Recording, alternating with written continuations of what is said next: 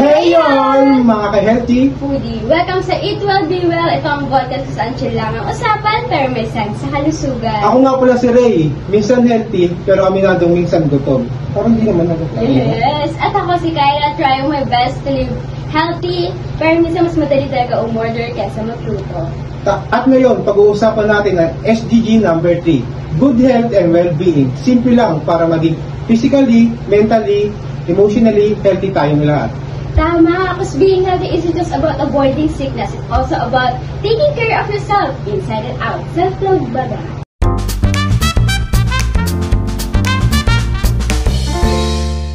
At ngayong gabi, di kami nag-iisa. Kasama namin ang mga healthy food warriors, pero minsan, cheat day warriors.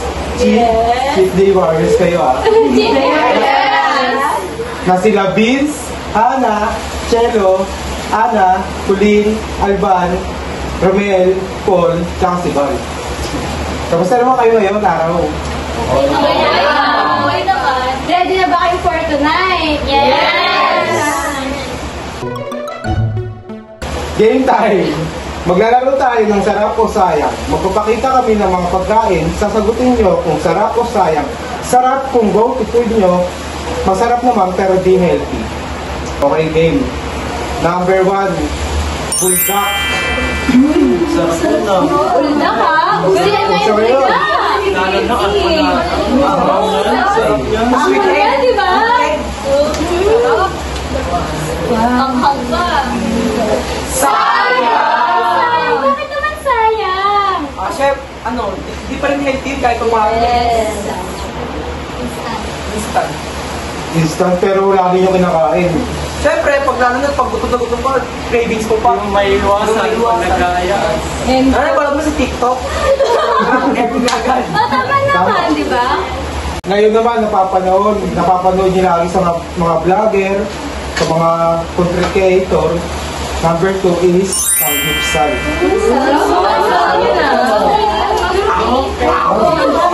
Tama-takam pa naman, Vince! Siyempre, paborito ko yun eh.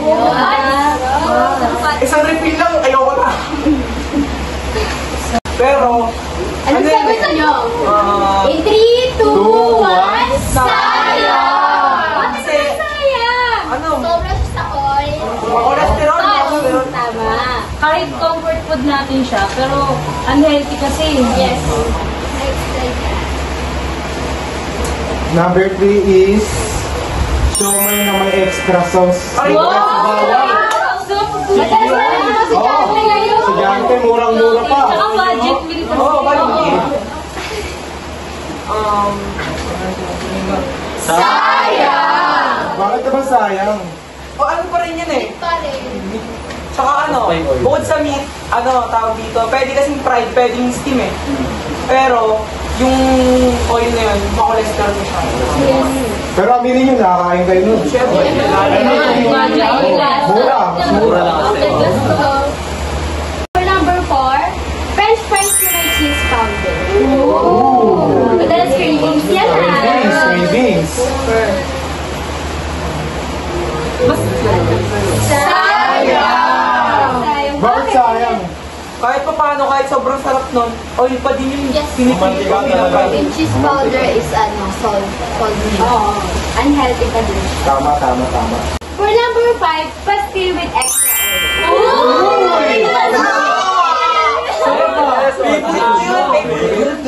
Favorite. Budget meal. Tapos spicy. Tapos lagyan mo pa kung mga chili oil. Di ba? Masarap. Sayang! Sayang ulit? Bakit? Kahit ang sagat. Masasarap na yun, mga too much oil talaga eh, no? Ito naman food number 6, tapsilog na may extra egg. Healthy ako. healthy, may protein. Kaso pag pinrito mo, wala. Honest oil, hindi. Bakit sayang? Kahit may protein yung itlog, pero yung process ng pagluluto niya, may mantika. Tama, may point na ito. May kwento Ano ba? lang, silog yun. Kasi puro prito yun eh. More on it. Lalo na siya. Kasi more on oil. Puro protein. Ito naman, number 7. Ewan ko kung familiar kayo dito smoothie na gawa sa spinach at banana. Bago yan. Hindi tayo yun, pero... Oo, kasi madalas tayo sa mga nasabi.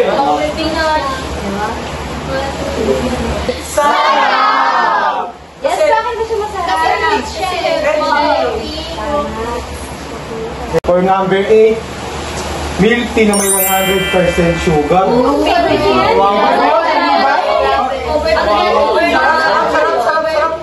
Sarap. 1, 2, 3, go!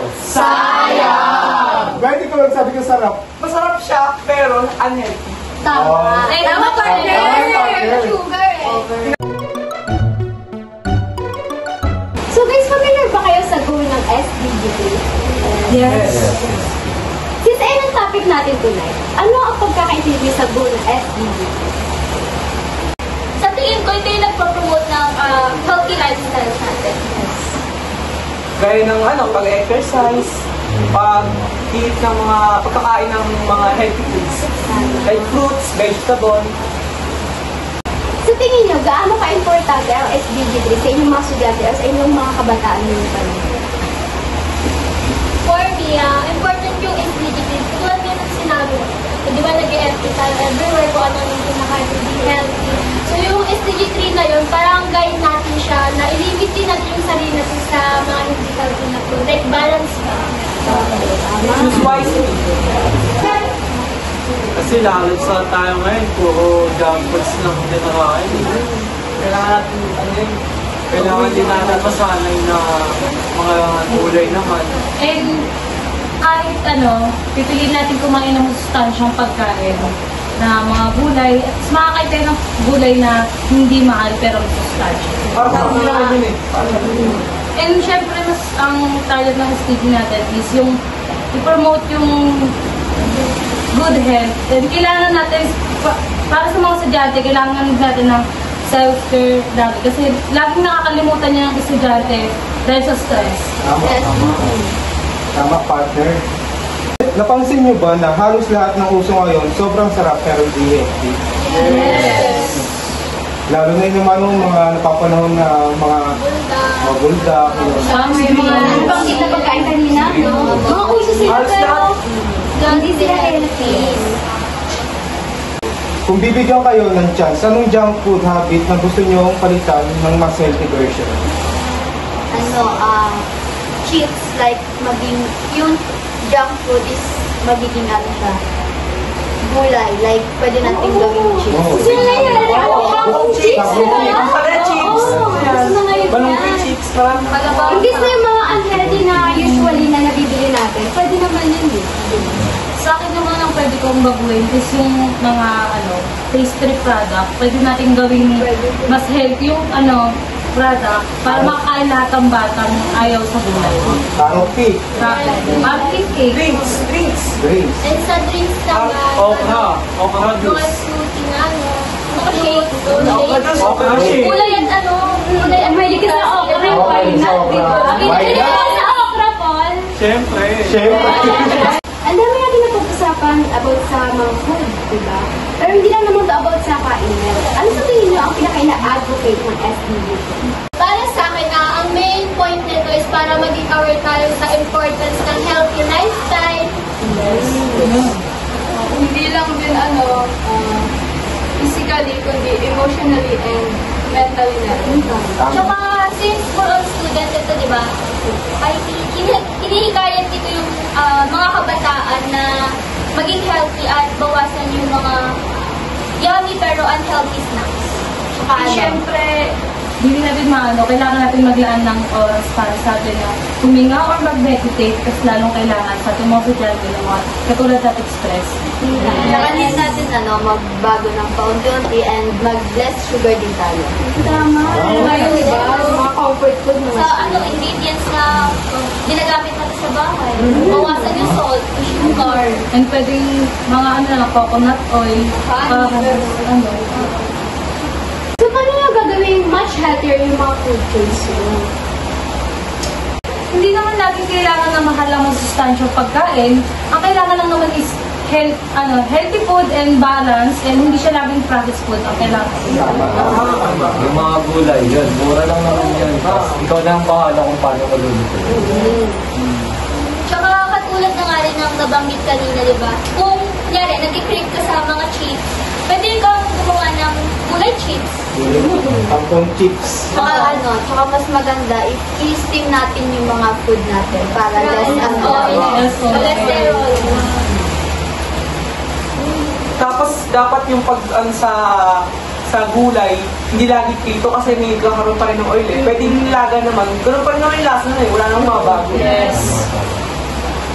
Tsaka since kailangan din ng katawan natin ng protein, pwede rin naman natin bawasan na lang, tsaka balance na lang din siguro.